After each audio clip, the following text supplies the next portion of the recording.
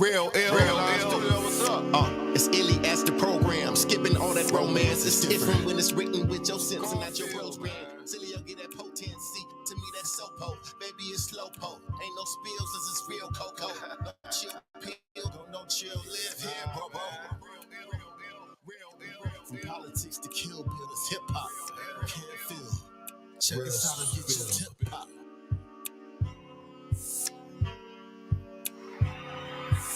Hey yo, what up, man? Real Spill, Redline Radio LLC. My name is Kevin Hanley. Got the homie Tim fine as shit running the boards. What up, Dow? Two-man show today. Phil Rucker is out handling some family business. Go ahead and take care of that, Phil. Hope everything is better with the fam. So it is me and Tim tonight. We're gonna get it in. So we got some things we can talk about tonight without question. I got a couple of questions. I had questions last week. I got questions this week. Maybe interesting, maybe not. We'll see.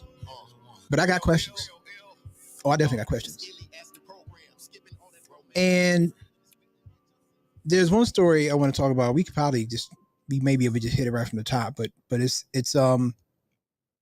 something that really, like, there's blame to go around with this. So, are you familiar, Tim, with Insane Clown Posse? ICP. Okay. So I know a couple juggalos. All right, I was going to say, so you know that their fan base is called the Juggalos, right? Yep. So there was an ICP show, and at this ICP show was a performance by none other than the great Rakim. And it is my understanding. So basically what happened was Rakim basically had to check this audience because they started throwing bottles or throwing things at him while he was performing on stage. So I didn't want to jump to conclusions, you know. So I did a little research. I dug a little deep into this and found out that the Juggalos, I guess at an ICP, I've never been to an Insane Clown Posse show. I've never bought an Insane Clown Posse record. I have barely heard any Insane Clown Posse songs. I know of the Insane Clown Posse. I would be lying if I said I was a fan. Let's just establish that right off top. You will not be hearing me listening to Insane Clown Posse anytime soon. However, at this show, Rakim is there. Rakim's performing. The Juggalos start throwing things at Rakim. After doing my research, it turns out that this is a tradition.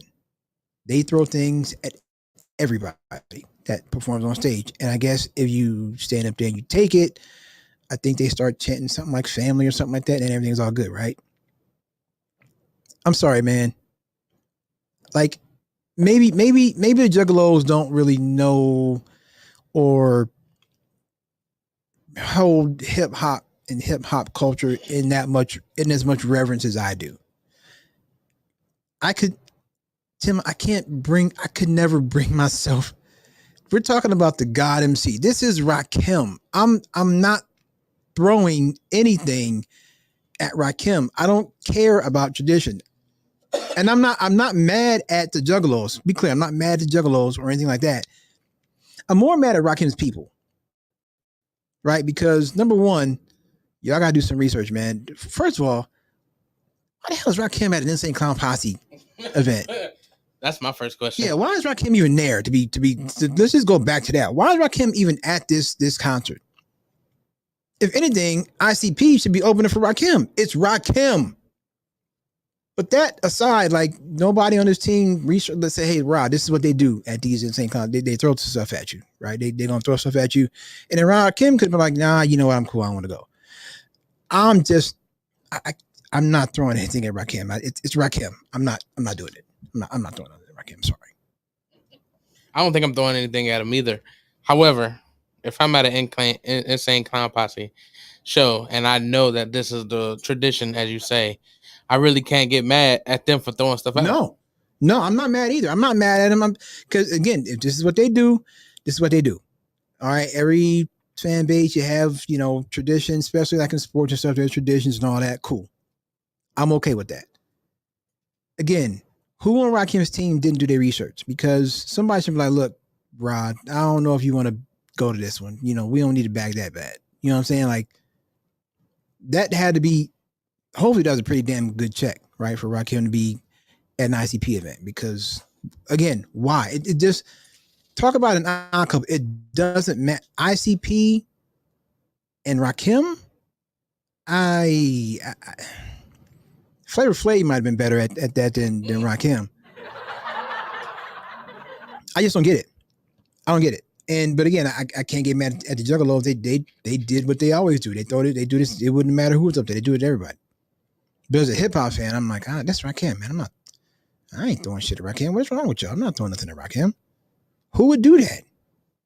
But I guess that's what went down. Rakim had to check him. There's a whole thing behind it, and I don't even know if he stayed for the rest of the show. I don't know if he left to went off stage or told him, "Hey, yo, man, knock that shit off." And I don't know what happened. But I keep going back to the why was he there? Why was like what was the? I'd like to be a fly on the wall in those negotiations and see how much that bag was for him to be at an ICP.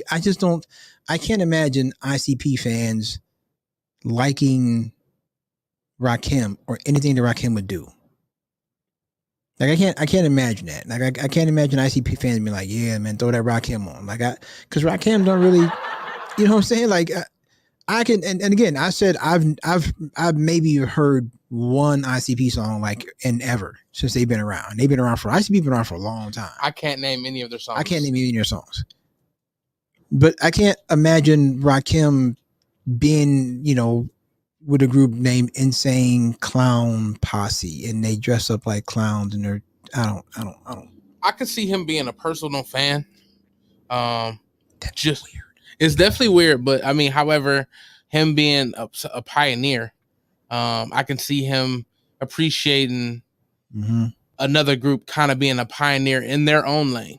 Yeah, because they definitely got their own lane. Yeah, so I can see him being, or at least respecting it. So when they could be obviously a fan of his. Mm-hmm. You reach out, they get him, awesome. Open up for us. We in your city, I'm guessing, because I doubt he flew out. Facts.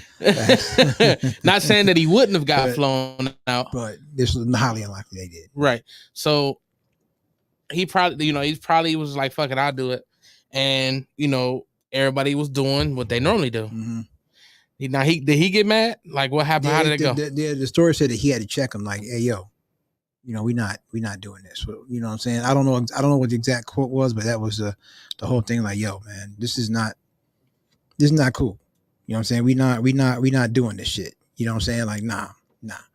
And so, but again, and right, listen, it's Rakim. Rakim is in his 50s by now, right? And he probably just ain't one for the bullshit, man. Like, hey, yo, son, who?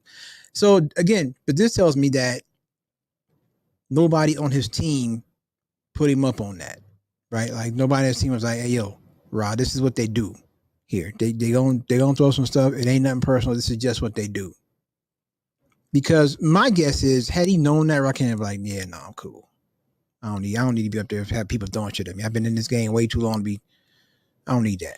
I think if he'd have known, it wouldn't have ticked him off.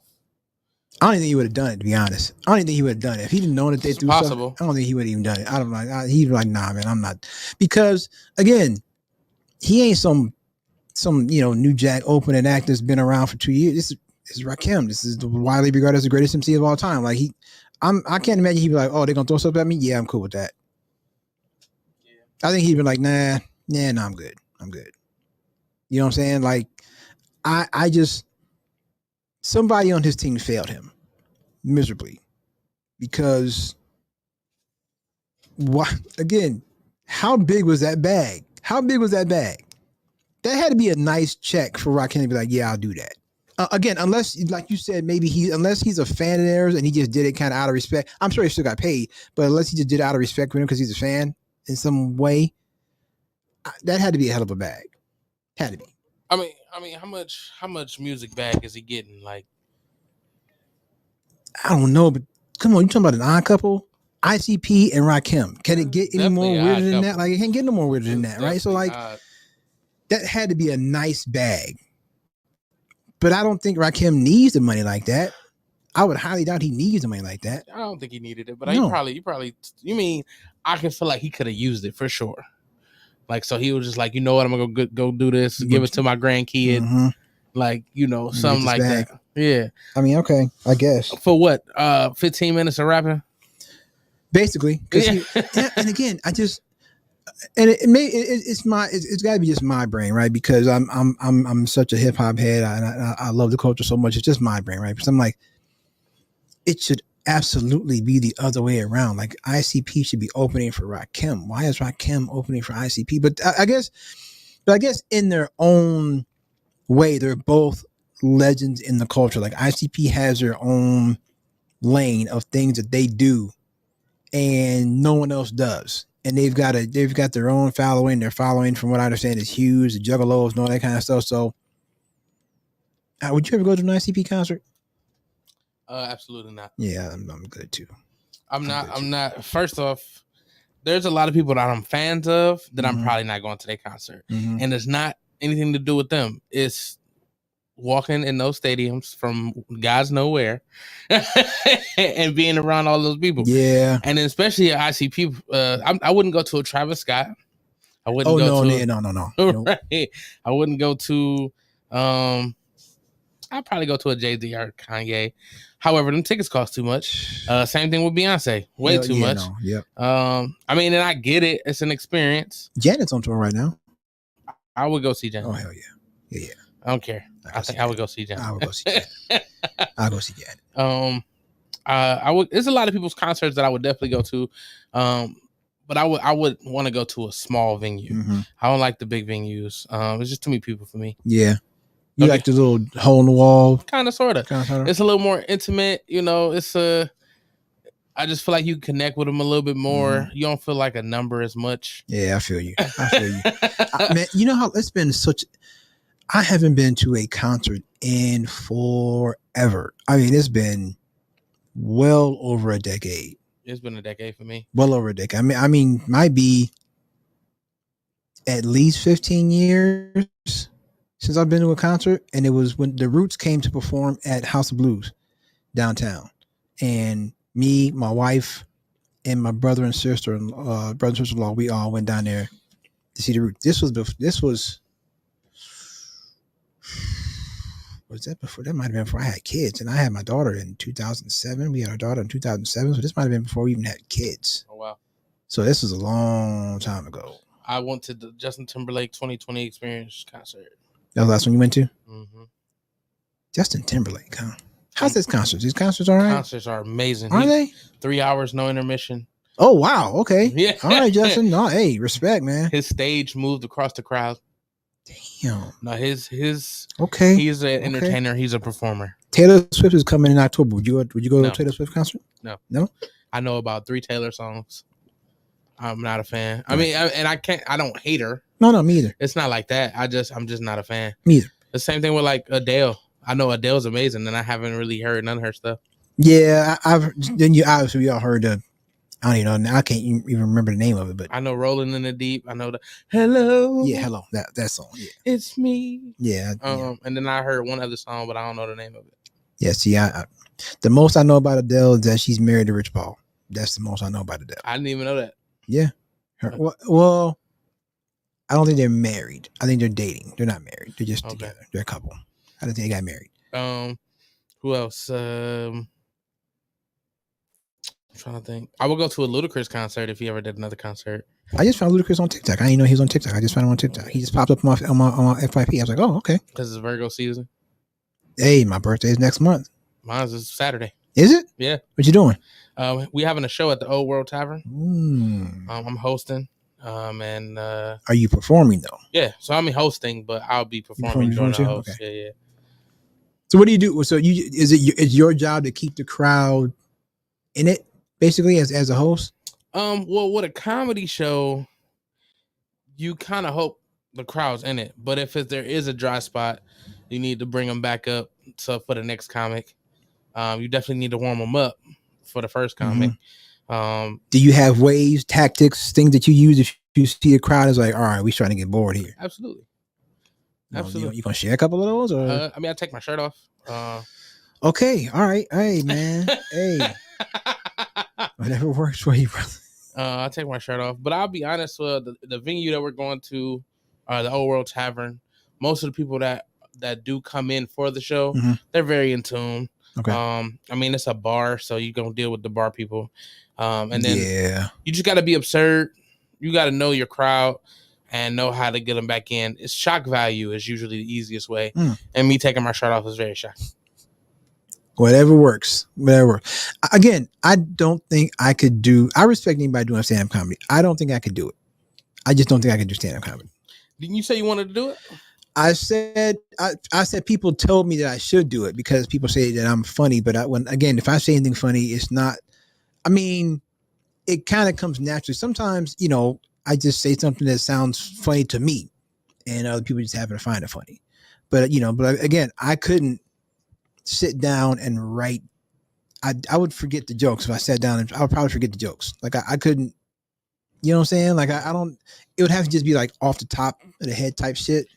I'll have to see you in a funny mood because I'm not gonna lie to you. I don't see you as a comic. Yeah. I mean, and I don't mean no disrespect. No, it's all good. It's all good. Well, you know what? And again, this is a while ago that I heard it. No one told me that in a while, but I can be very funny. I can be very funny. I don't know if it's old age or society or what the hell, all this, all the crazy shit going on. I don't know. Some days I feel very funny. Some days I don't feel funny at all. You know what I mean? Yeah. But no, I like laughing. I like laughing. It's just you got to find stuff to laugh about. And sometimes I feel like there's not much to laugh about nowadays. But I love, like, me. I'm not when it comes to like movies and shit. Like, I'm not a horror movie person. Give me a comedy every single day of the week. You know what I mean? I don't like, some suspense movies are cool, but I'll take a comedy over any genre movie any day of the week. I love sitcoms like Martin and Wayans Brothers. Those are some of my favorite sitcoms, shows like that. So I like funny stuff, and yeah, I can be funny. I can definitely be funny. I'm trying to convince myself. I can definitely be funny. That was funny. Yeah, I can be funny. But I don't know if I could be a stand-up. Probably because I'd be afraid of getting booed off stage. You know what I'm saying? I'd be afraid of getting booed off stage, and I'm like, I don't want to get booed because if I got booed, I might not try it again. You know what I'm saying? Yeah. And I wonder, like, I know comedians handle that differently. Like, okay, some like the dude. Okay, what a lot of people don't know, people who are familiar with the act, is Bernie Mac's famous "I ain't scared of you motherfuckers" bit on Def Comedy Jam. Came right after they booed someone mercilessly off stage. And my understanding is, if I remember the story correct, like, that wasn't, like, Bernie didn't write that like that. He did that because they booed that dude off stage, and Bernie was like, "I ain't scared of you motherfuckers," and he just kept going like that. Like, so that people who are comedic geniuses like Bernie Mac can just make shit up like that on the fly like that, right? Like, somebody maybe like me might be like, "Oh shit," you might be shook after they, see the one dude get booed off stage relentlessly. You might be shook, but Bernie was a comedic genius. Bernie was like, "All right, whatever, I ain't scared of you motherfucker," and it killed. And it's legendary now. It's legendary. I've had a moment like that. I was doing this. It was just a regular show. It was at the I forgot what the name of the place called, Bliss. Okay. It was called The Bliss. It was on Euclid. Okay. It was ran by Ulysses Dickerson. That's one of my comedy sisters. It was the first time that I had a crowd that was just like completely quiet. Really? Like, and the quiet crowd is actually okay for me because that means you listening. Okay. And they just didn't laugh at anything. And I think they were, some of the jokes were new, but I knew they were funny. And they didn't say shit. I was like, oh, okay, y'all don't want to laugh at that. But if I talk about my titties, y'all go fun. And broke the ice. Crazy after that. See? So in this, it's that did come with the experience. Because if I'd had like the first time I did comedy, I actually couldn't hear the laughs. Like when you're on stage, sometimes you can't hear when people are laughing. Really? Yeah. At least for me, I couldn't. And if it wasn't for one of my homies getting the footage of the first time I did comedy, I may have never got back on stage again. Wow. And it was just because I couldn't hear. I heard the DJ and the pianist laugh. And this was one, it wasn't even a comedy open mic. It was a music open mic. It was singers. I didn't know that though. Right. I just seen open mic. My friend, she was a part of it. So I'm like, fuck it, I'm going. You did, and I did my jokes. Who else? There was a comedian. Who else did that? It's a comedian. Dang, I'm trying his name. Roy Wood. Roy Wood did that. Roy Wood Jr. did an interview with MC Search on the no, not MC Search. It was either Search or Jamel Hill. It might have been Search. Might have been MC Search.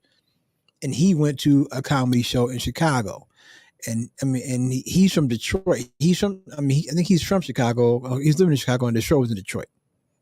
And he went there for an open mic, thinking it was a comedy open mic, and it was a rap open mic. But he just went up there, and he said, he did this. He said, I knew I was gonna bomb. And he said he went up there and he did his thing, and he bombed. But he still did. He said, I drove all his way, and he still did it. You know.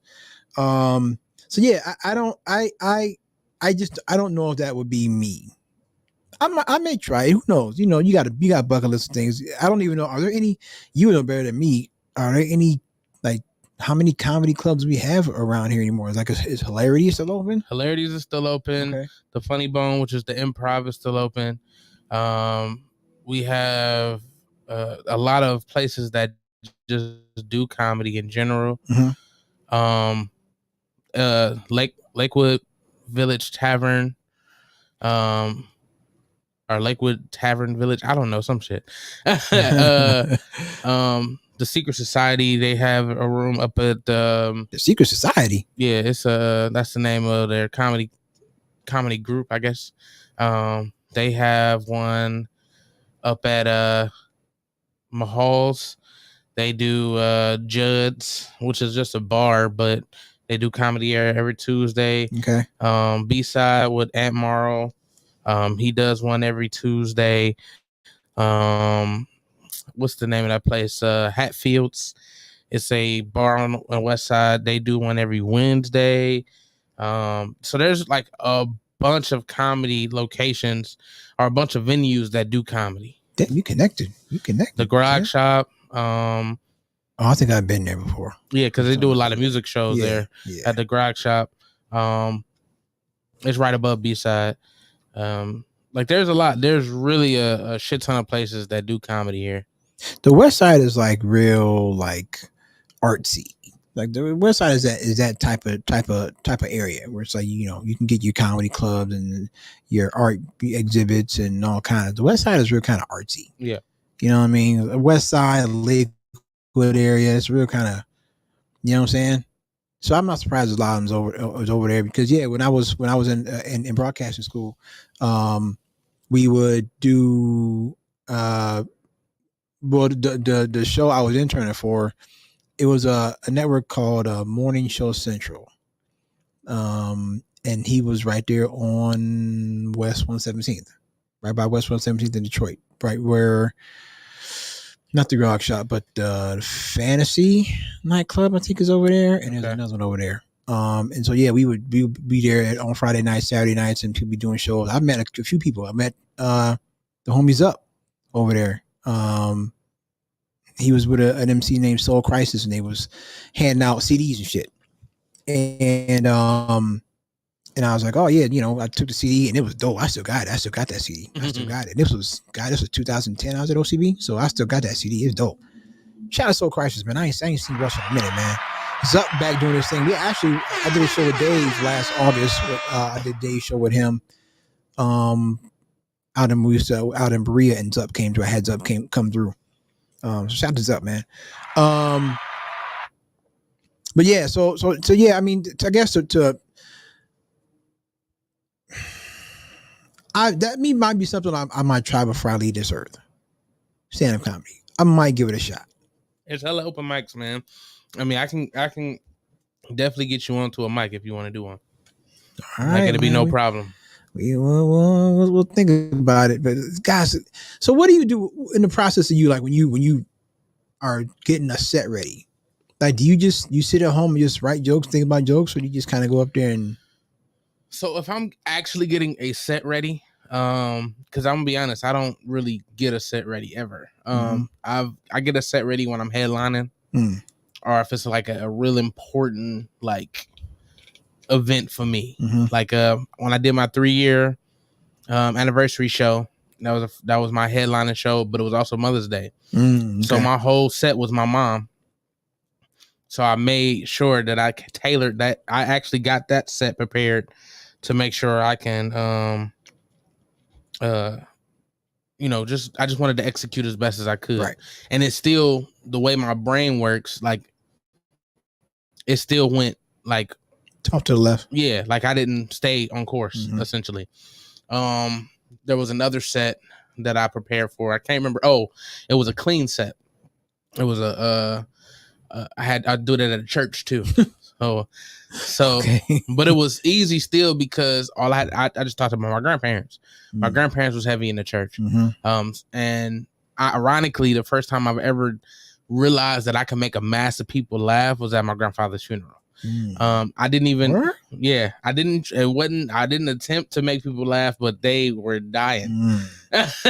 So like when you were growing up, when you were a kid, was it like, all right, Tim, do that thing. Tim, do this dance. You know how black parents. Tim, do this dance. Just dance with people. Tim is, you know what I'm saying? No, it was never really that. But I was exposed to a lot of things early. Yep. I mean, like I was exposed to sex at 3. Like, golly. Yeah. So I mean, when I say a lot of things early, golly. Wait a minute. How that happened? You just walk in on somebody, or no? It's a long story. Oh my God! Well, I mean, you don't breach the topic now. You might as well go ahead into it. You don't breach the topic now. That's fine. So as long as there's something that's gonna get us shut down, you can go ahead and. Well, no, it won't. I doubt it will get us shut down anyway. But so it was a lady across the hall that used to give me porn magazines. Okay. I was 3. God damn, lady. I was 3, bro. But like, I'll never forget it. My parents would take it from me, and they would do. Like, I feel like she was sending it to me to give to my parents. I don't know what the fuck was going on, but that's when I was getting them. I'm not gonna cap. Golly, lady. I got touched at a young age too. So okay, all right. So stuff like that. But on the more positive side, I guess. I was also exposed to like the Beavis and Buttheads, the Ren and Stimpy's, the cartoons that you wouldn't want your kids to watch. Yep. My parents was like, "Nigga, go ahead and watch that shit." Like, see, I was the same way. Anybody that's my age, that's Gen X, the same way. Like, and I'll say for you, I remember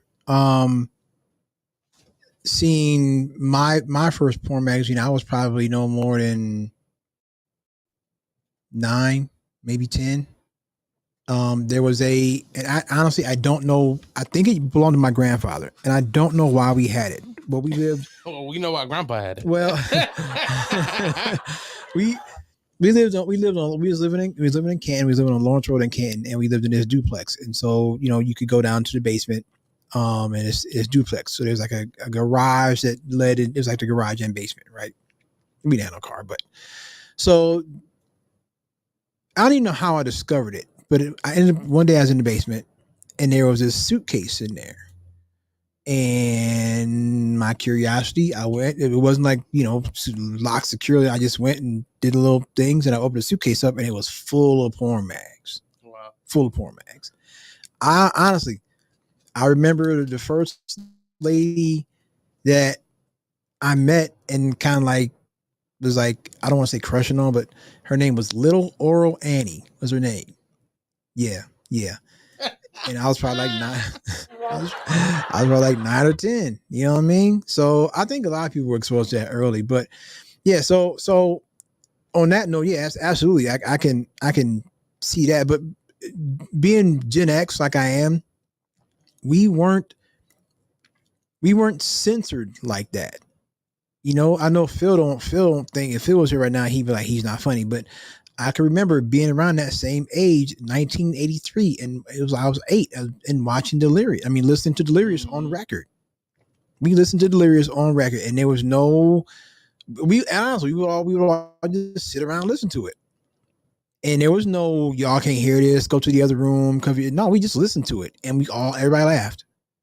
And there was no censoring, none of that when it came to that. Raw, Eddie Murphy Raw, any kind of thing like that. Music. My mom never censored music. We just weren't censored like that. The adults cussed around us all the time. The cussing was nothing new. So like, if you're Gen X, you're just like, all right, whatever. That stuff don't bother you. You know what I'm saying? Like we. So there's this house right by my house, right by this Walmart, and this house, these people these kids are no more, like, gotta be like 6 and 3, 2 boys, right? And their parents just let them leave and go to, and this is a little side street, but this side street is busy because right at the end of the street, you got Walmart right there. There's a Rally's there. There's a gas station there. So this is a busy, and it's an easy way to get to the high school. So if people are coming to get their kids, it's an easy route to get to the high school too. And these 2 little boys are out there today. I just went and got my daughter, and they're out there. These 2 boys are out there today.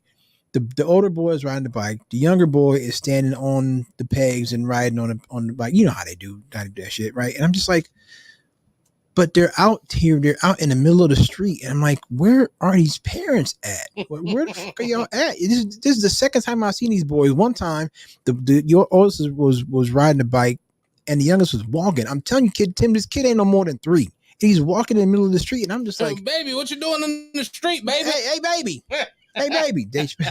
Hey, baby. But I'm like, where are these parents at? And my wife's like, I'm going to call the police because this just shouldn't. And I'm like, I mean, I guess if you want to call them, you can. I wouldn't call them. But then I realized when I was a kid, we just left. Like, we would get up in the morning. Like, we would have to do, like, at least, some kind of chores or something like that. But we get up early in the morning, like on a Saturday. It'd be like 9 o'clock in the morning, man. You leave the house, go meet up with your friends, and y'all play all day. You might come home at like 1 or 2 to check in, and you back out again. And y'all playing for the rest of the day till the sun started to go down. And no parents. We are going. We going over here to Dooney's house. We had a friend named we all call him Dooney. We call him Dooney. I'm Duty. Huh? I'm Duty. Duty? Yeah. Duty.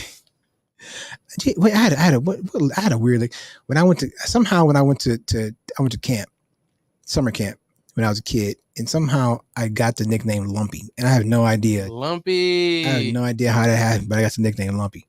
But no, but like we would just go.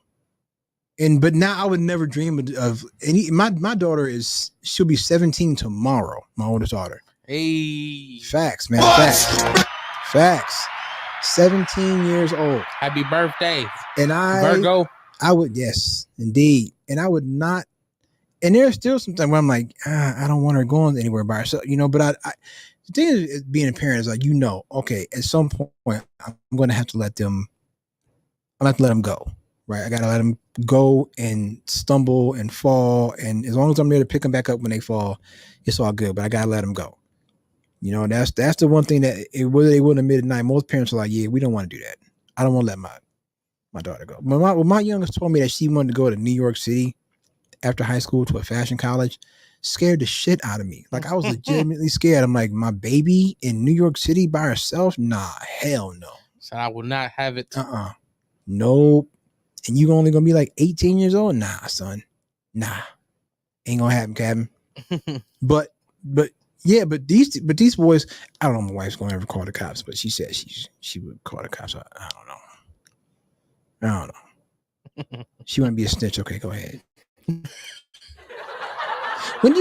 Have you ever done, like, are there times when you really want to snitch on somebody, but you're like, nah, I can't do it. Yeah, for sure. Mm-hmm. No, for sure. I'd definitely be like, ugh, nigga, if they only knew like how trash you really are as a person. Man.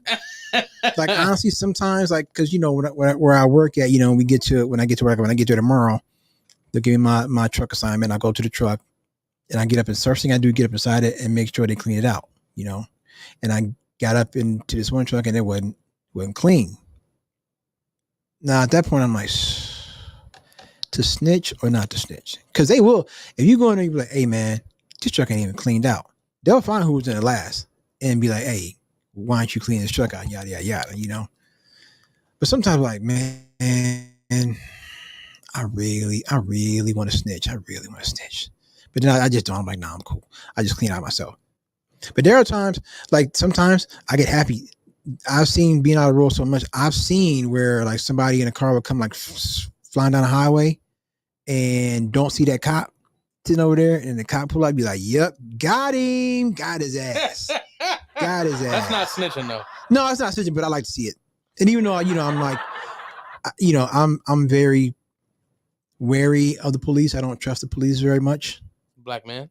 I mean, but when I see that, because, you know, man, the people come by and they be out there trying to be like Lewis Hamilton on the fucking freeway. It's like, man, come on, what y'all doing? Like, I'm already doing 10 miles over the speed limit. What you want?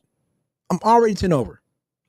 You know what I'm saying? And it's like, and then that's when you're like, man, where the fuck the cops at? Now y'all be sitting here all day. Now this dude come by and ain't nothing going on. That irks me to no end. Because, like, if I'm on the freeway, right, and I'm in the fast lane, and I'm already doing like 10 to 12 over the speed limit, like, back the fuck up off me. Why are you on my ass? When did that become the rule? When did that become the rule? Like, okay, I'm going to get 6 inches off your bumper and I'm just going to stay there until you move. It's like, here's the thing. But here's the thing with me. See, if I see, because I'm a truck driver, I'm trained to stay looking in my mirrors, right? That's just a habit for me now. Whenever I'm in a truck or a car, I'm looking in my mirrors all the time. So if you're coming up behind me, I'm going to see you, right? I'll see you coming. When I can safely get over, if I see you coming, although it annoys the hell out of me, because I'm like, why are you going so damn fast? Where the hell are you going at 90 miles an hour? But anyway, if I see you coming, I'm going to get over when I can. But if you, Tim, I'm telling you, if you come up behind me and you flash your headlights, it's a wrap. Forget it. But I ain't going nowhere. I'm staying right there in that lane, and you have to pass me on the right. Fuck you. I ain't going nowhere. Nowhere. That's it. You flash some headlights, it's a wrap. It's a done data. I ain't going nowhere. I'm not moving. I'm not moving. Way, almost. Huh? I'm the same way. I'm not moving, man. I'm not doing it. Because I can see you. I see you, motherfucker. I see you. I'm going to move, but there's a car right here. I can't get over yet. You come flashing them headlights? Nah, done. This is over with. Go and pass me on the right, sir, because I ain't going nowhere. I might get beside the car that's next to me and just stay there, just kind of ride them so you can't get past. I might do that. I've been known to do that. I'm that petty. I'm that petty. When I was driving with Rail, there was a couple times. I just gave up the whole job that I was working at and all that. Yeah, it's okay. I'm not doing now. But anyway, there's a couple times, like, you know, coming into a construction zone that I've had to, like, get over into both lanes because I see people coming. I'm like, nah, you're not gonna make it. You know, the lane is ending. You're not gonna make it, and it's gonna be going. If you ain't gonna make it, and it's gonna be a huge accident. So I will get over into that middle lane and stop them from coming past me because I'm like, I'm doing this for your own good. I know you're gonna be pissed off at me. You're probably gonna give me the finger. I had somebody do that to me today. Somebody called me an asshole today, and I'm like, the fuck? And then I clip some video. The fuck he say fuck me for? You know what I'm saying? Like, I'm at the intersection, right? Minutes later, I picked up my daughter from school. We're at the intersection. They're doing construction to this intersection on this whole street in East Lake, doing construction. And the lady is sitting in the middle of the intersection, right? The lady, the car that I'm behind, she's sitting in the middle of the intersection. I'm behind her. I'm close. I'm basically out of the intersection myself. and the light turns yellow. Now at this point, we all know what you do. The light turns yellow. You see that car is coming. You see they're slowing down. Go ahead and make that turn, man. Get about that intersection. She's sitting there. I'm like, lady, let's go. Come on. I'm out here with you too. So she finally goes when the light turns red. So I go because I'm halfway out there. I might as well go ahead and go. There's a line of cars, like 6 cars waiting. Then maybe they had to wait an extra 2 or 3 seconds for me to get to that intersection. And when I get to the end of the line, this guy literally runs out his window. He's like, asshole. And I'm like, you mad? What'd I do? I was out here too. She was out here. I was out here. You want me to just sit out here in the middle of the intersection? We both out here. I gotta go. I can't just sit here. I'm like, oh, so I just rolled out my window and stuck my finger up in the air, middle finger, and just kept driving off. I'm like, what's that all about? Kevin is angry driving. I mean, this wasn't me this time. This was him. He was angry. And I was just like, hey, man, like, I don't know what you want me to do. I can't sit out here in the middle of the intersection. I got to go. She's here. But it was really that lady's fault because, again, the light turned yellow. That's when you go. That other car slowing down. Go ahead and go, lady. Get out the intersection. She waited till the motherfucker turned red till she went. But then I'm like, well, I got to go too. I'm out here. I might as well go. So I have no idea what that was all about. He must have been on some other shit because he was mad. He was mad. He was in no rush. He was fine. Asshole. And I'm like, but thing is, he still made it through the light. I can see if he got caught by the light because I was out there, but he made it with plenty of time. I'm like, what was all that about? What was he? Maybe he went to Walmart and did it have pickup. And you know what I'm saying? Because I don't know. I have no idea what that was all about. People just gonna be mad. You know, people, Misery Love Company. I think it was having a bad day, and he tried to blame his bad moment on you. But of course he said as I was driving by, right? Because he wasn't going. Right, because people don't do that because they are pussies. He ain't about that life. He don't say it. Oh, hey man, I got a question. Because you and me, we both have a love for fast food, I'm sure. Absolutely. I gotta stay away from it though, man. I gotta try to stay away from it though. I got back on the scale again today. All that weight that I lost, gained it right back. Because I had a bad week and a half, 2 week stretch out there. Big binge. Bro, Reese's. So what's the meal? Reese's fast breaks, and I went back I was eating Lorna Doones at an amazing clip. I stopped eating the Lorna Doones. I was in a store. I'm like, you know what? Let me go get some Lorna Doones. Got the Lorna Doones. So just the cookies, and I got the 100 calorie cookies, man. But it's like, they don't really do it for me. They're okay. I get them from Aldi's. They're okay. But sometimes them Lorna Doones just slap, man. Lorna Doones do slap, bro. And then but you old as fuck though. Yeah, this is true. This is true. Lorna Doones is old people. Lorna Doones, hey, but they good as fuck though. I'm not gonna cap. Circus peanuts. I eat circus peanuts. I don't care what y'all say. I eat circus peanuts. Circus peanuts are disgusting. Circus peanuts and candy corn. I eat them both. I eat candy corn. I eat candy corn and circus peanuts are good, man. Y'all know. I might have to try them again, but when I tried them, they were disgusting. You know what? I like the cinnamon, the fireballs. I love those. Oh yeah, no, you weird. Love them. You don't like fireballs? The drink, I'll drink a fireball. Damn. So what about Red Hot? You don't like Red Hot? The candy Red Hot?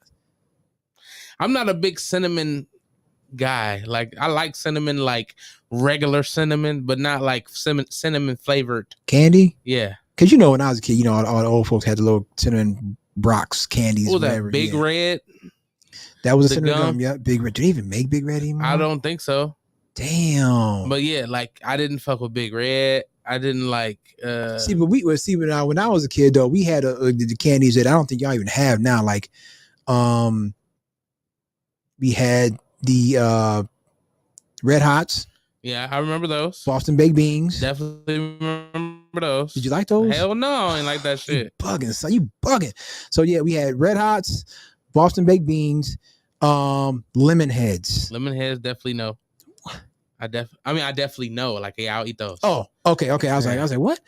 So we had Red Hots, Boston baked beans, lemon heads. Yep. Johnny Appleseed. You remember Johnny Appleseed? Absolutely. Johnny Appleseed. And we had, so I know y'all got the little Jolly Rancher sticks. I mean, Jolly Rancher cans. We had the sticks. They was yeah, they were longer. Yes, pause. the sticks. They were flat. Pause. Yeah, pause. They was flat. Yep. Yeah. Yep. Yeah. And we would go to me and my brother, we would go and get it was a nickel.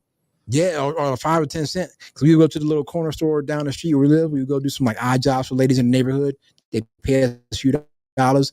We go to the store and we buy the Boston baked beans, the Red Hots, the lemon heads, the sticks, and still have about $1 left over to go in the back and play Donkey Kong and Jungle Hunt. It was dope. Hell yeah. I mean, Gen X, man, I'm just telling, man, Gen X, the 80s was probably one of the best generations or best decades to grow up in. It really was. It really was. The 80s was just, the music was best genre of music or decade of music to me, period, is the 80s. Best period of music. And I'm talking across all genres. Across all genres? Rock, rap, pop, all that. You might be bugging. The 80s? What's better than the 80s? The 90s rap is definitely killing. 2000s rap, yes. I mean, like, all right, I don't know about the 2000 rap, but I love the 2000 rap. That's when I grew up, so that's my era. However, 90s, are you serious? 90s hip hop? No, because see, 90s rap. Halfway between the 90s is when everything started to switch. That's when Puffy with the big shiny suits and shit. That's when, you know what I mean? That's when that shit started to happen. That started happening around like 96. And then you started getting away because in the 80s, you could regularly hear MCs on the radio rapping about Black empowerment and stay in school and stay off drugs and all that kind of stuff. And it was cool up until around 94. But there was a period though, like when the Chronic and Doggy Style came out, everybody was trying to sound like the West Coast. Everybody in the 90s. Even East Coast dudes was trying to sound like the West Coast or the Midwest. But 96 is when it started to switch, because then, you know, it wasn't long after and especially after Biggie died. Because after Biggie died, Puffy was just like, I'm just going to fucking make everybody dance. So I'm trying to make everybody dance. Everybody dancing. And so they kind of switched. Then you started getting the shiny suits and you started getting more materialistic rap and so I think them last 3-4 years of the 90s probably was like and then in the 2000s, man, when I see pictures of the 2000s, hip hop in the 2000s, and the shit we used to wear, like the huge oversized white tees and the huge oversized, everything was big. Everything was big. Throwback jerseys, all that shit. The pants, you know, you wear a medium or you wear a 32, you done bought a size 42 and they hanging up, you know what I mean? Like the shit that we wore back then was like, damn, we was wilding. We was crazy. We was bugging back then. You know, you had Nelly with the Band-Aid under his eye. I don't know what that was all about, but and it's just kind of like, it's the way hip hop has evolved, and now it's a free for all. You got dudes wearing dresses and all kind of shit, and it's whatever. Do you? Hey, who am I to judge? Some people might not like what I'm wearing. I mean, as far as style go, I think that's tough because I feel like you can get away with a lot more with style back in the day. Now obviously it's just got crazy. Yeah, it's crazy now. It's crazy now. It's just crazy now as far as style go, but I don't know how much you could have got away with back in the day though. It used to change. I feel like fashion changes just as quick as technology almost. In the very early days, you had, you know, your Grandmaster Flash and the Furious Fives wearing spikes and leather chains and all, leather and spikes and all that kind of shit, and the boots and all that. So yeah, back in the early 80s, it was like, it might have been punk rock back in the early 80s. Man, I'm just saying, was crazy. Yeah, crazy. I mean, and then obviously there was some that were very outlandish. You'd be like, oh my god, like you really wearing that? Like those are shits. Ain't nobody bringing that style back. Ain't nobody bringing that back. Ain't nobody gonna try to bring that back. But then Run DMC changed all that, because Run DMC came out. They had the hats, they had the Adidas. They was dressing like dudes in the hood. Most dudes in the hood really dressed. Yeah. And then so Run DMC came, they changed all that, and then LL Cool J came along, and then there was Public Enemy and NWA. They were the ones who really set the whole sports apparel business going, because everybody back then, when NWA came out, everybody wanted either LA Raiders or LA Kings gear. Everybody. That was like thing to wear. LA Raiders or LA Kings. Definitely. I had an LA King jacket. Sure did. Here's the man. What, the starter? Yeah. It was not Starter. It's a different brand, but see, now you're gonna see I'm gonna make myself upset because I bought this jacket. Like, okay, so I worked at a pizza shop, right? And I bought this jacket. I saw it at the mall. I would go out to the mall and I saw this jacket at the mall. And I'm like, this jacket is fucking dope. It was an LA King jacket. So it had, it was black in the middle, white on the sleeves. On the arms, it had the American and Canadian flags crossed and with the NHL logo. On the back, it had the LA Kings logo at the top. And then right behind that, a huge goalie mask with red eyes. Oh, that's hard. It was, Tim, it was so dope.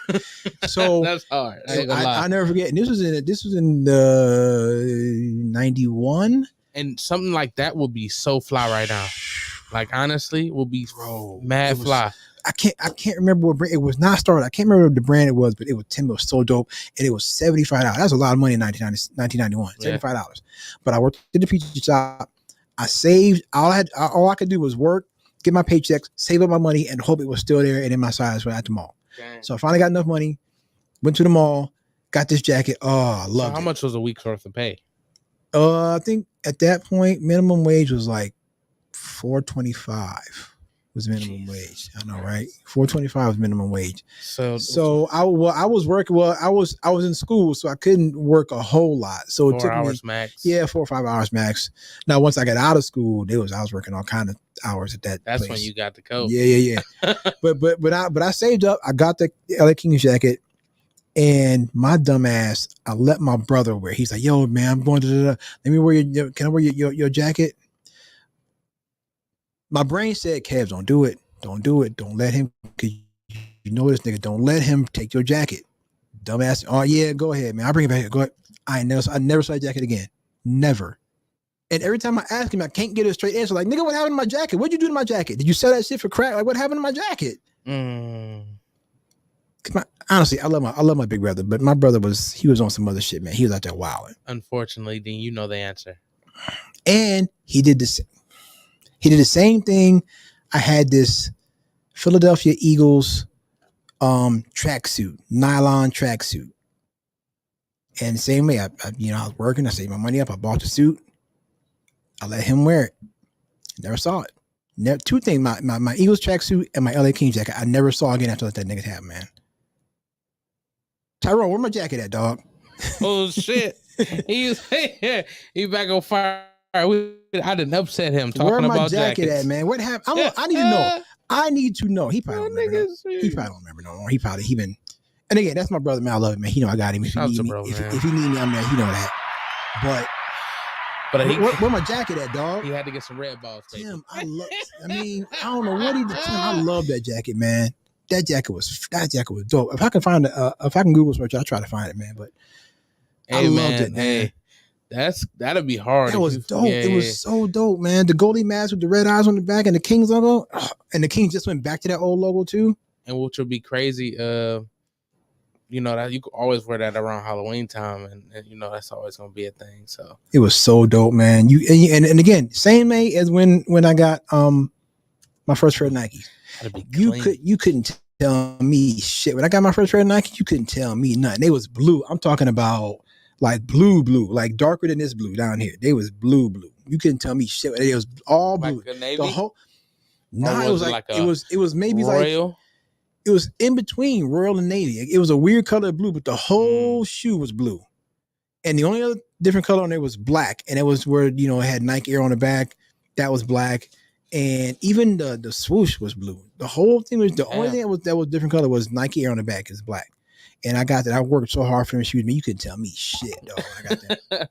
I got my Nike. You couldn't tell me nothing. Now those, luckily, my brother never wore, so I, got until I wore them out. Then I got some new shoes. But man, my feet are like extremely huge, so like I destroy shoes. What size you wear? A 15, 16. And I mean, I was wearing the 13 at like 12. Damn. Yeah, bro. Like, so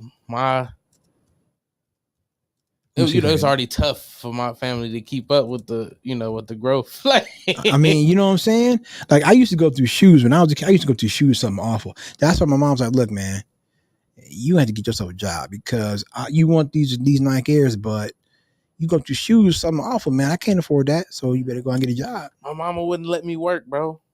Really? My mama through high school, because my mom was worried about me falling in the same, kind of like the same way she did. She got a job and then dropped out type shit.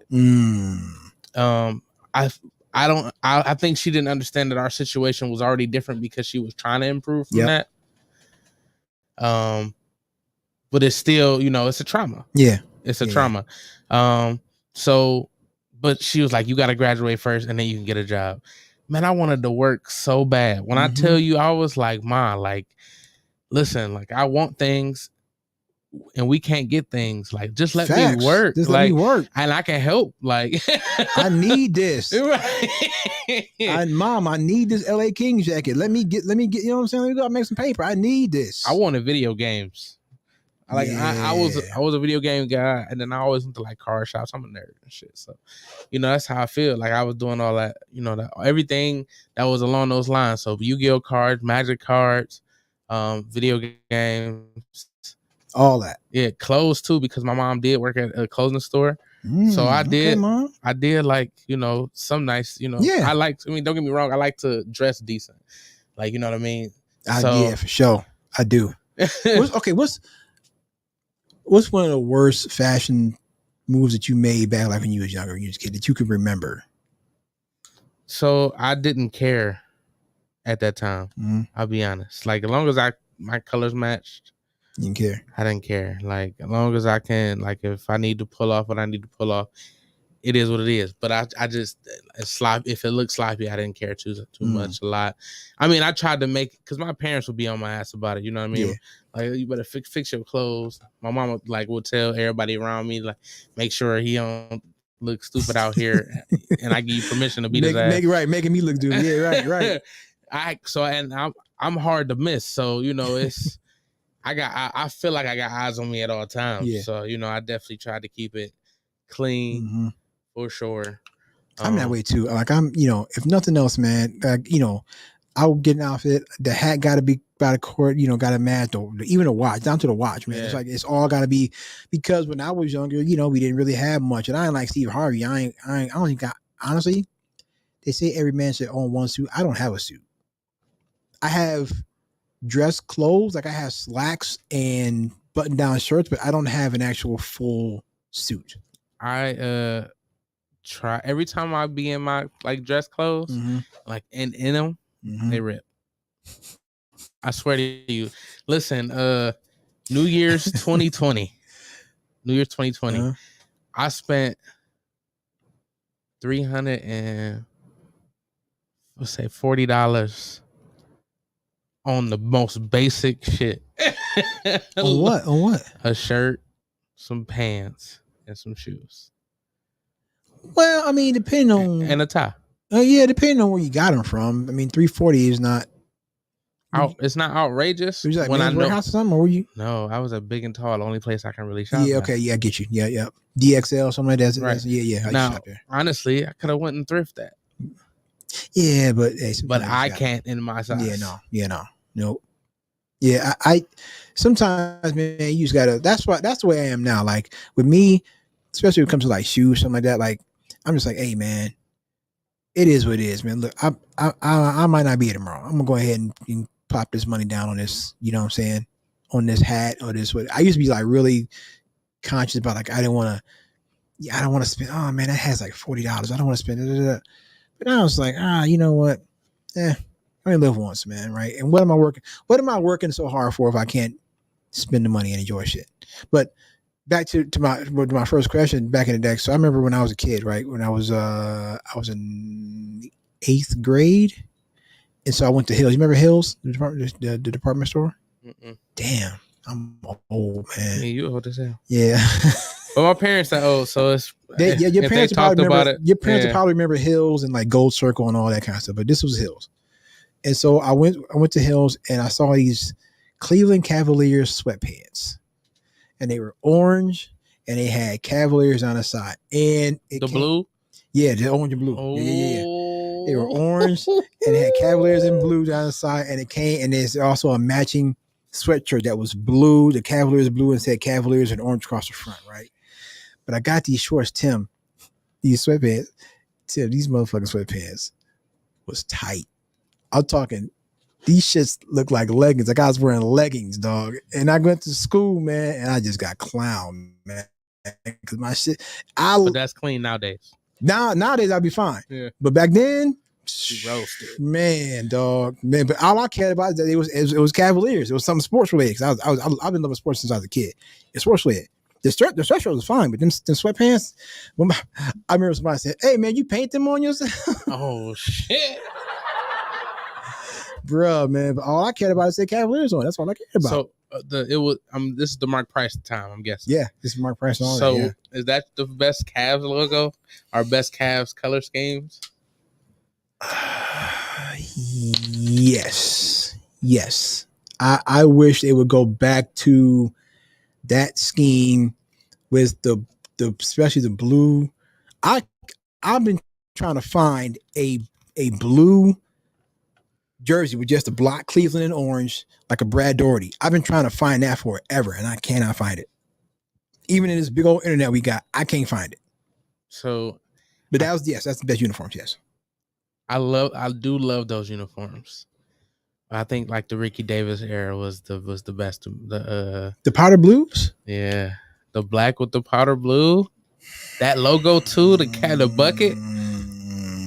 That one took them into groove. When they went to that logo, I was like, cause that was like around the Bobby Fields and Bobby Sura era and all that kind of stuff. And yeah, you're right. Tyrone Hill, Wesley Person. Yeah, that took him into groove on me. I was like, that's the best ones, man. I ain't feeling that. I get it, but I that's also my era. Like that's when I've always loved basketball. Like since my dad has always played basketball. Yeah. My uncle, like I done seen them. They played a lot. So naturally, I grew a big favorite. I mean, I'm playing NBA Jam at the house by myself, like all day. NBA Jam, that game was so dope. So that's what stuck with me, I guess. But I just feel like that's also the best one. Like, don't get me wrong, I love Mark Price is my favorite point guard, like ever, because one, a Cleveland fan. Yeah. I mean, I'm not gonna say he's my favorite ever, but he's literally in my top 5. He's up there. He's in my top 5 easy. He's definitely up there. Mark Price was amazing, listen, man. Mark Price could shoot that ball. He definitely don't get it twisted. Mark Price could shoot that ball. Listen to me. I want to tell you this right now. If not for Michael Jeffrey Jordan, those Cavs teams would have won 1 or 2 championships. Those Cavs teams were good. They were really good. If not for Jordan, that team would have won. You had Hot Rod Williams, Brad Daugherty, Mark Price, Craig Elo, Ron Harper. Why they traded Ron Harper? Why did they trade Ron Harper? It hurts my feelings every time. Him to I know why they traded. They traded him for Danny fucking Ferry. That's why they traded him. Danny Ferry washed out. They traded him to the Clippers for Danny Ferry. I remember that. They traded around, and then he went to the Bulls and went on to win about 3 championships with the Bulls. But yeah, no, those uniforms were, because back then, I remember when they finally had to put out a press release. This is in the 2000s, but they were like, okay, we are officially the Cavaliers. When you refer to us in media, refer to us as the Cavaliers, because they were just the Cavs. No one, in newspaper print and all that kind of, yes, I'm old enough that I used to read newspapers, but no one ever referred to them as the Cavaliers. It was always the Cavs. That's what they had on the jersey. It was always the Cavs. Yeah. Even though the official name was the Cavaliers, they were just always the Cavs. Even outside of Cleveland, they were just always the Cavs. They're still the Cavs. They're still the Cavs. We might call them the Cavaliers. They're the Cavs. Like we're not going to get that away from us. Like some people won't stop calling them the Guardians, the Indians. The Mavericks are the Mavs. Mavs, Cavs. You know what I'm saying? Like some people won't let the old stuff go. I'm not letting the Cavs go. They're the Cavs. When I talk about them, they're the Cavs. I rarely say Cavaliers. Who says the Cavaliers? I guess the media. They're trying to be professional. They have to, but not me. They don't say the Knickerbockers. God, could you imagine if they did? Jeez, like the New York Knickerbockers. That sounds like I said something else. They do still. Well, do they still say the Trailblazers, or they just say the Blazers? Blazers, probably just the Blazers. That's it. Like in the Blazers, they don't. You know what I'm saying? They don't. You just shorten the names. The Knicks, the Blazers, the Cavs, and Mavs. You know what I'm saying? You just shorten it. We're not doing all that extra stuff. We're not doing all that. But no, that was probably yes the best era uniforms back then, and the best Cavs teams pre LeBron because LeBron, yeah, it's the GOAT. and yeah, because in the late '90s, boy, it was sketchy, man. It was sketchy, man. The Wild Wagner was up in here and all that shit. We was sketchy then. Yeah, we was sketchy. That's when you all you had to do. They had went down to Rockers level, like they was giving tickets away. Yeah, like I miss the Rockers. I wish they're bringing the WNBA to Toronto and to Oakland. I think in the next couple of years. I think Toronto is next year. I don't know what they're going to call them. No. Toronto is 2 years from now. I'm not sure what they're going to call them yet, but there's a team. I think they're called the Oakland Valkyrie. That's a dope name, the Valkyrie. It is. That's the Valkyrie is sick. sick. The Valkyrie is sick. And I think the color scheme is like black and purple. Valkyries are already awesome. Yeah, that's a dope name. The Valkyrie. That's a dope name. But yeah, so that's my next tattoo. I miss the Rockers. I want the Rockers back. I would go. If the Rockers, if they had a WNBA team here, I would go as many times as I can.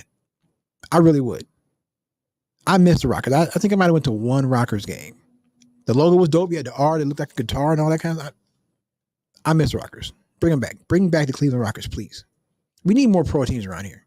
Like, can we get a USFL team in? I mean, what's it? It ain't USFL anymore, is it? Yeah, it is. They merged with the XFL. Correct. Okay. Can we get one of those teams in Canton? I mean, y'all play y'all games down there. Y'all playing your championship games. Like, we can get a team. Let's go. Give us a team.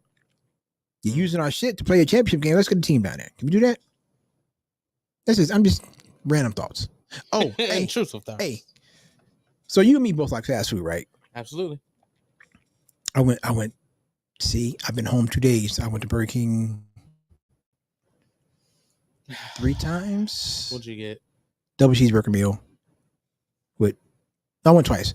I got a double cheeseburger meal both times. Once with small fries. One with a medium fry. Both times a medium drink though. Cause I don't do big like the large drinks. Like golly, I don't want to drink all that. I do. Do you? Yeah, I used to. Man, the things I used to. I drink like. Yeah. See, I used to do all that. Tim, I used to do all that, bro. I used to, like, I used to be a dude. Thanksgiving come around, just I don't care. I'm not like I got a cousin in Detroit. Shout out to my cousin Terrence, man. I love that dude. He's like my brother, man. But he is one of those people where he can't have his food touching. So I remember when I lived in Detroit, my first Thanksgiving away from home. Right. I lived in Detroit, my first Thanksgiving away from home. And my Uncle Ivory, God bless the dead, my Uncle Ivory could cook his ass off. He's a Southern boy. Was living in Detroit for a long time, but he's a Southern boy. And his granny taught him to cook.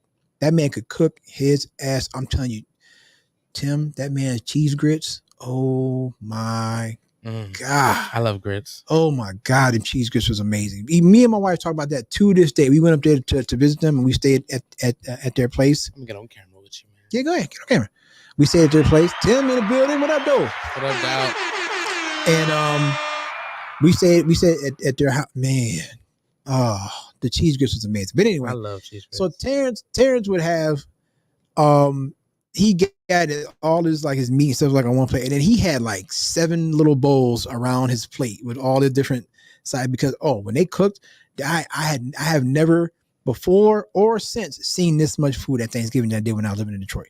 I'm talking ham, turkey, fried chicken, sausages, potato salad, mac and cheese, candied yams, cornbread, water cornbread. I mean, all kind of stuff. It sounds like a regular Thanksgiving for me. Yeah, bro. I hadn't. Not as of late. But. And my mom cooked a pretty good amount of food. You know what I mean? Yeah. Complete with like 4 sweet potato pies. Gosh, I miss my mama. I miss her pies. I miss her pies. But I had never seen this much food. So yeah, but me, I'm like, man, just put all. I don't care. It's all going to the same place. I don't understand people that do that. I don't want food touching. It's all going to the same place. It's all going to the same place. I used to on Sundays when my grandma made her usual. It was turkey legs, cornbread, and cabbage. On Sunday, that was usual? That was like a regular. I would mix all of it together. Yes. I'll put it on the plate, chop it up. Bro, I'm telling you, sometimes like I would. She used to be so good. Hey, you take mac and cheese, especially on And mac Thanksgiving, and cheese. My bad. She would make mac and cheese too. with the yams, and you mix it with the yams, and then get a little bit of collard greens in it. Oh, sweet potatoes. She would do. Yeah, she would do sweet potatoes. Candy sweet potatoes. Yes. Just regular, like cut them up. In a cat. My mom did hers in a cast iron skillet. Sweet potatoes in a cast iron skillet. Yes, Lord. And you mix all that up. I would make like mixed vegetables and mac and cheese and mix it up to like it's all going to the same place. Why are you so anal about your food? I don't want food. What? I didn't care for touch. I just hope I had enough. I mean, listen, I would get big old plates, man, and when I went to fast food places, I would get I would never forget McDonald's came out with supersize. I was like, hell yes. That's so funny. Somebody just asked me if I was upset that supersize was gone. Supersize was. I was like, yeah, man. After the dude that did supersize me, it upset me. Like, how could you? I was supersizing all my shit. How could you do this all to me? My shit, man.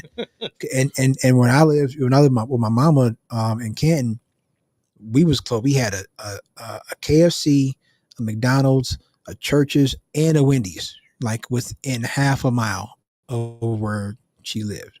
So I was always eating fast food. Always. Church's, listen.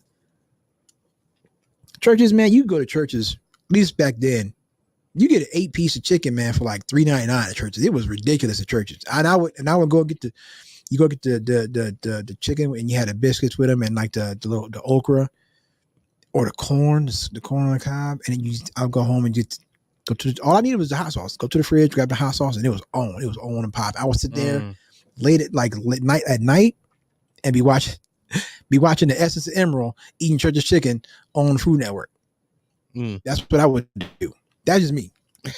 But I can't do that no more. I can't eat like that no more. I cannot eat like that because I had gastric bypass surgery, so I can't eat like that no more. But I think now for me, I have like a different appreciation for food.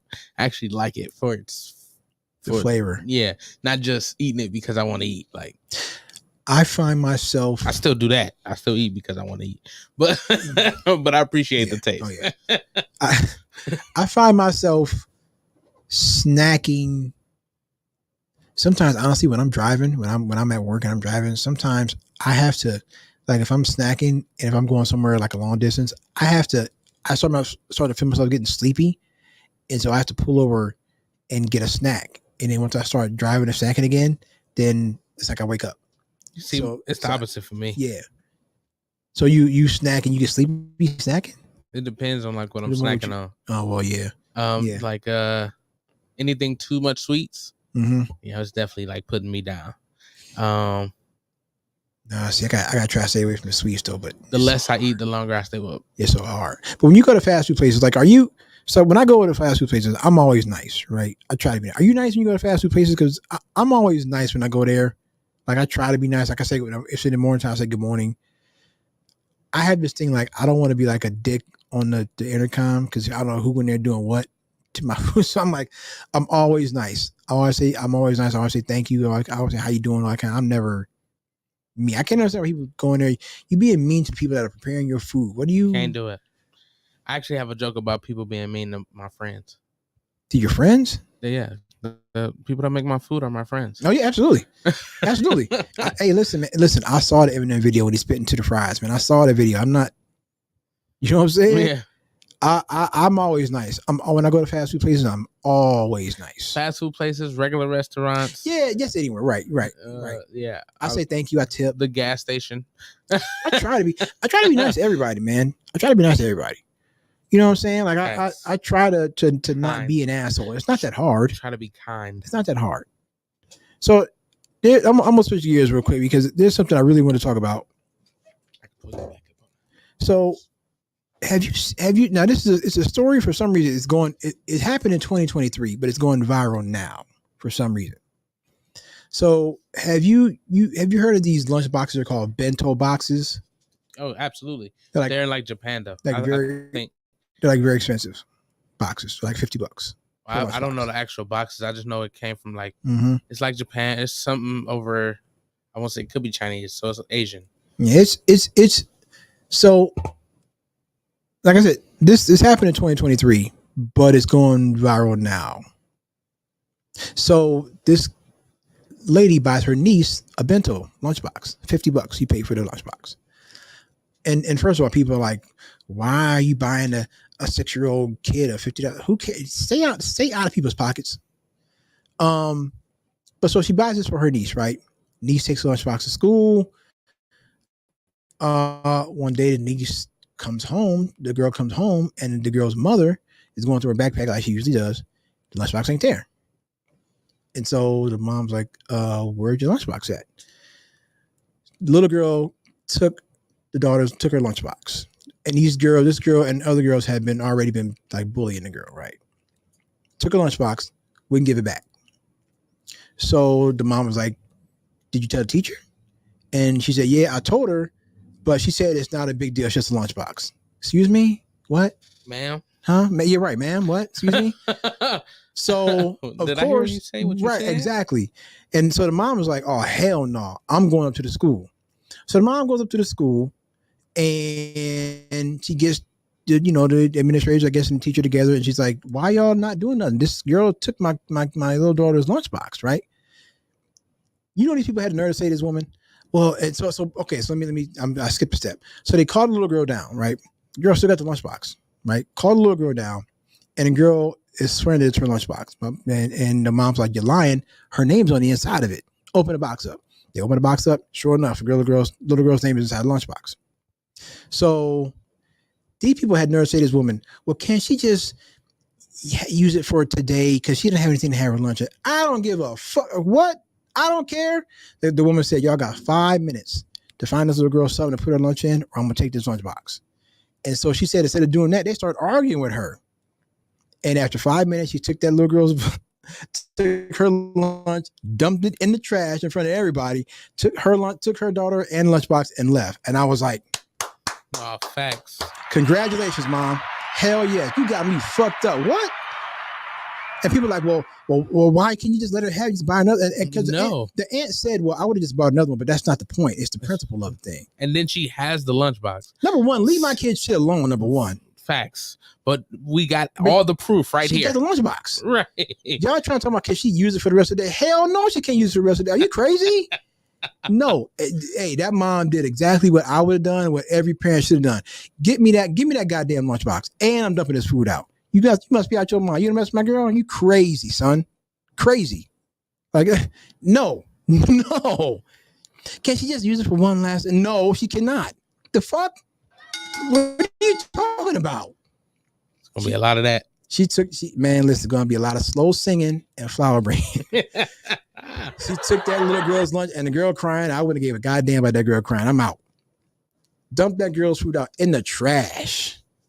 To be fair though, she warned them.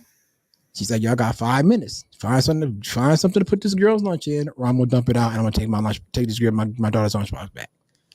Like, first of all, for the teacher to be like, oh, it's no big deal, just a lunchbox. Like, yeah, that was wild. Yeah. And then for them to argue with the fact that that's her name inside her the box. name is in the box. What are we arguing about here? Her name's in it. She took it and then lied to you about taking it. You got me fucked up.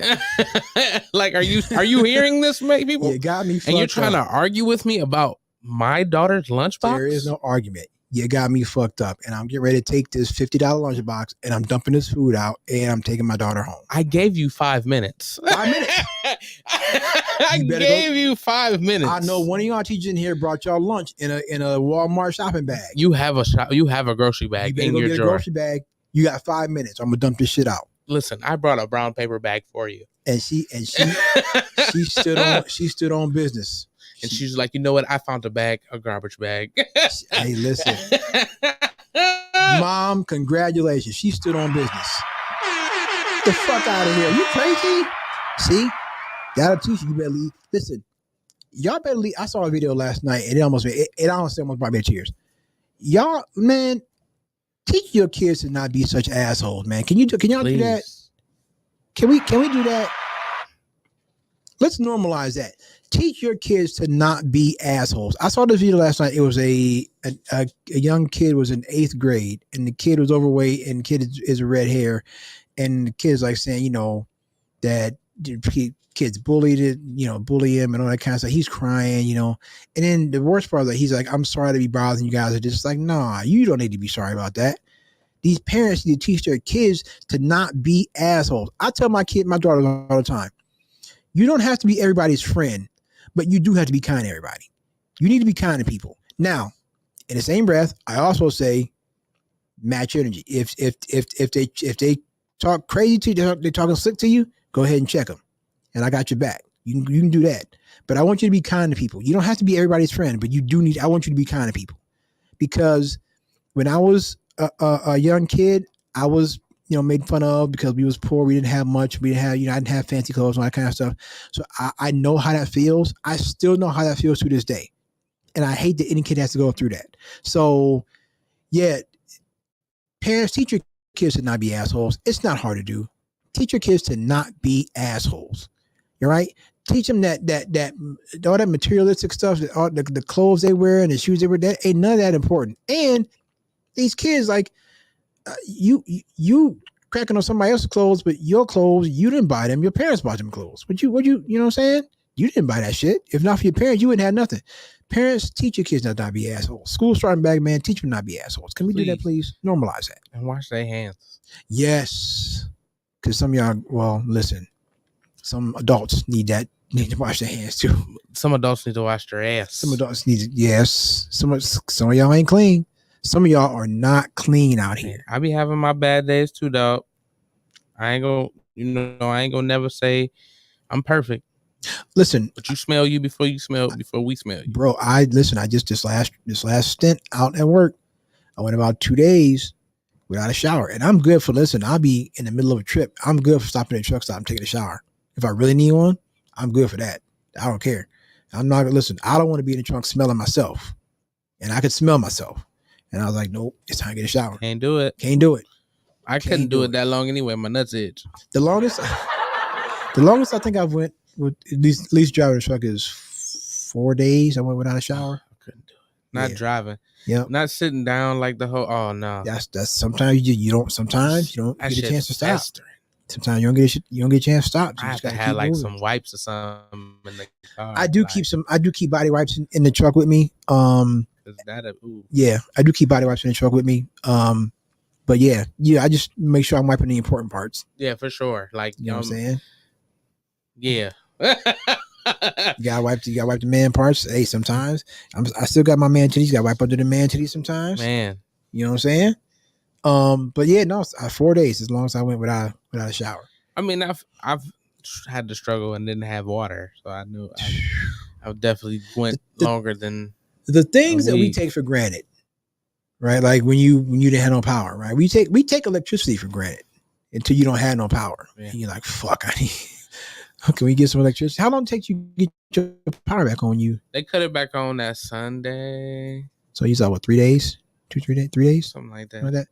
It was like a week. I mean, because we was half power. Oh, that's right. I remember you said that. So it wasn't. It was from Tuesday to Sunday. Golly. Because Tuesday was the day of the tornado. 5 days? Yeesh.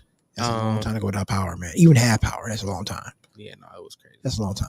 But yeah, we take that kind of stuff for granted. But no, when I'm out there on the road, I'll start, and I don't care what. Listen, I don't know what it was, but I could smell myself. I'm like, nah, this ain't it. I need a shower, like something awful. Yeah. So what I do is like, look, when I start my day, the first stop I'll make is to this Love's or to this pilot or whatever, and I'm gonna get a shower because I need one bad. Because sometimes you just, and then you just feel better. You feel energized, man. You know you ain't funky no more. You smell good. You're clean. You can get in that truck now. You can drive another 10 hours. You know what I'm saying? But yeah, no, I can't do it. Even if it's just me in the truck, I can't do that. Oh wait, so I gotta say this. The things that you people out there, you four-wheelers. And four-wheeler is not, it's not an affectionate term. It's a term that we truck drivers use for you people that drive cars. Four-wheeler is not an affectionate term at all. The things that I see you people do, like these people literally, and this is not hyperbole, I'm not exaggerating.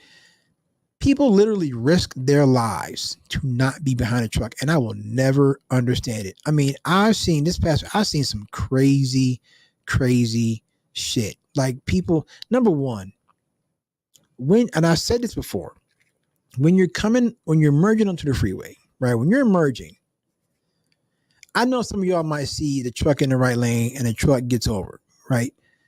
They're not doing that because they have to. I think some of y'all are getting it twisted. They're not doing that because they have to.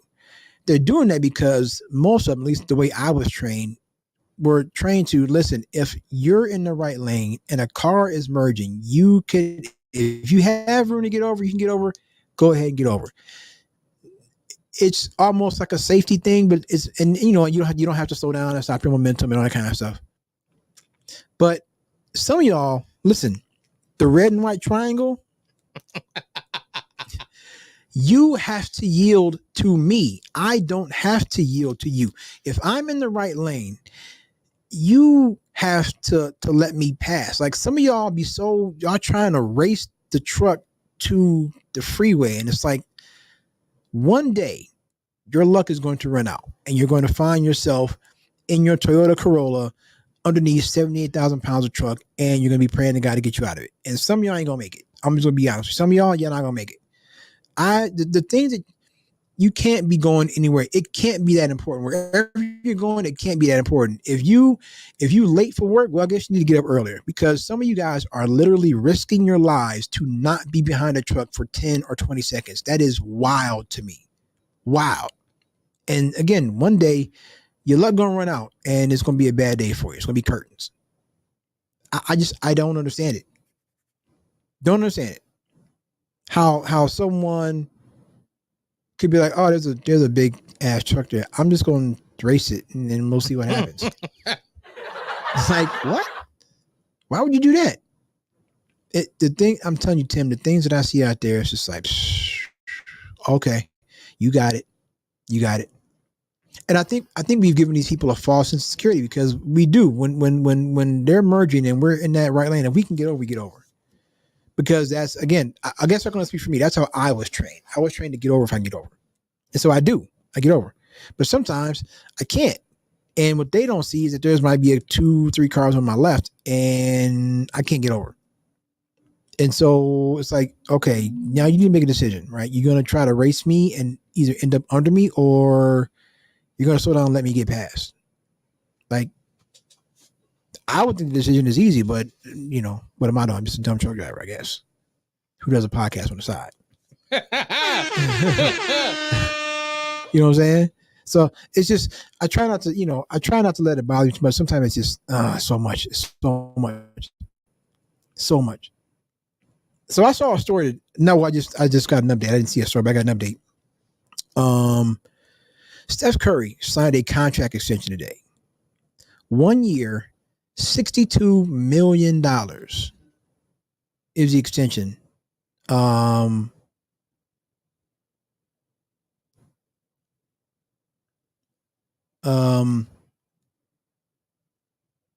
that's just, I see. So I see people. Sorry, I gotta check something. I see people say, well, no one's worth that amount of money. They should be giving teachers and doctors should be making that. Yeah, they probably should. But that ain't the market. Well, y'all stay out of, stop pocket watching, man. Stay out of people's pockets. Y'all in everybody's pockets. What you pocket watching for? Stay out of Steph's pockets. If anybody has earned a $62 million 1 year extension, it's Steph Curry. Right? Like, Steph ain't some bum off. Steph is probably the greatest shooter the NBA has ever seen. And if anybody deserves that extension, it's Steph. And look, I'm not a Warriors fan by any means, but I rock with Steph. I get down with Steph. He's one of the great, not player, nah. Shooter, absolutely. He's one of the greatest shooters we've ever seen. And so when I see he should, well, the market for Steph Curry services is $62 million for 1 year. That's the market for his services, right? If you don't like that, or if you want a piece of that money too, well, get as good as Steph Curry at shooting basketball. and then you can make $62 million in a year too. Otherwise, stay out that man's pockets. Now, I get it. It's a news story, so it was posted. You know, these outlets posted it, but still, y'all still athletes shouldn't make that money. No, they probably shouldn't. But this is the market. Everybody's is for capitalism until capitalism don't swing their way and give them the money. Then they against it. No, this is what it is. If those men, the people, the Lakers, I think the owners, if they can afford to pay Steph Curry $62 million in a year, okay, let them pay him. I never understand that. It is what it is, man. Like, why y'all so mad at it? This is why I say I don't know if I'd ever want to be famous, especially a famous athlete. I don't want people to know what I make. You know what I'm saying? Like I don't. Everything about your personal life is public. It's your personal life, but it's still public. Now I don't know if I'd ever want to be famous. I used to think I wanted to be famous. I'm like, yeah, I don't think so. I think I'm good. You know what I'm saying? And so it's just it's amazing to me that Steph is still this, not really amazing that he's still this good, but I mean, coming off that Olympic performance, he was doing this thing out there. And that $62 million can really, it's going to keep, well, it's part of an extension he already signed. So he's there through 26, 27. So after that, he'll probably retire. Him and Brown will probably retire at the same time, which would be kind of dope. You know what I'm saying? Him and Brown will probably retire at the same time. And so I don't understand why people still get mad. Like, it is what it is, man. You guys should be used to these salaries by now. This is not 1983. You guys should be used to this by now. These athletes make a lot of money. So I want to ask one more question before we get out of here, Tim. One more question. And this is a question I asked. It came up in my Facebook memories from 5 years ago. It was a question that, frankly, I was driving at 3 o'clock in the morning. And when you're driving at 3 o'clock in the morning, you think of some crazy shit, right? It's not really crazy, but it was a question. This was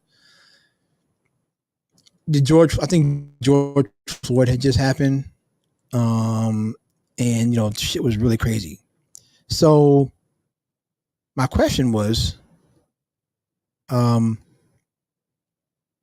what if black people in America just left?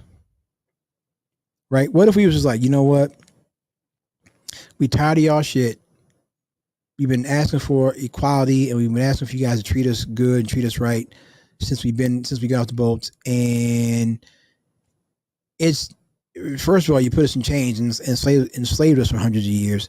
And then, you barely let us get anything. And now y'all own this dumb shit and you got MAGA out here. Like, what if we just left? What if it's like, you know what? Y'all got it. We out of here. We're going to take everything that came with us. We taking it. So that we taking our music. We taking our culture. We taking our food. We taking our swag. We taking black athletes. We taking everything and we leaving. Number one, where could we go? That's my first question, where we would go and actually be appreciated. And number two, what do you think would happen with America if we just up and left? Black people's like, you know what? That's it. Y'all got to be out of here. Like, I kind of wonder what would happen if we just left. Like, how do you think America would fare? What would we think would be the results be if we just was like, all right, we out of here? The obvious answer is they would plummet. Do you think we'd be allowed to leave peacefully? Like, it'll be some type of penalty, which is crazy. It'll be definitely some type of penalty. I mean, look at just how taxes are done. You think it'd be violence?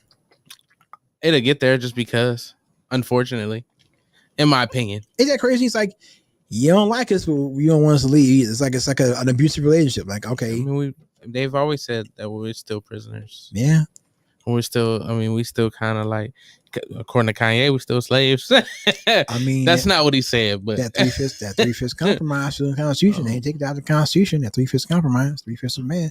I don't know. It's just something I thought. Again, it came up in my Facebook memories, and people were like, well, if you do that, the racists win, and da da da. But you know, somebody's like, you know what, man, let's just go somewhere where we actually appreciate it. Let's just do that. Let's get out of here. You know what I'm saying? We'll go somewhere where people actually appreciate what we give to society. Because sometimes I don't feel like it happens here.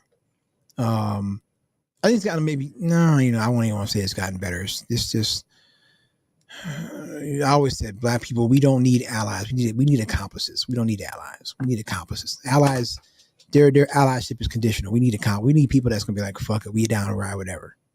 That's what we need. We don't have that yet. So speaking of get out of here, let's go ahead and we can wrap it up, man. And, what, early? Yeah, we can wrap it up early. Oh, we was going. Well, I kind of got some crazy news, so I'm just we're gonna try to wrap it up here early.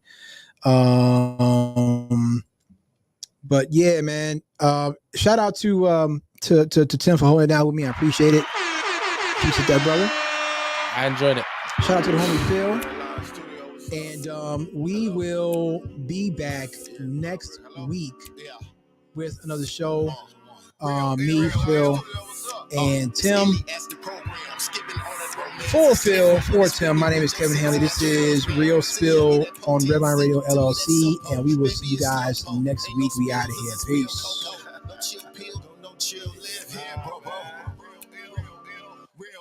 From politics to kill bill is hip hop. Can't feel. Check us out and get your tip pop.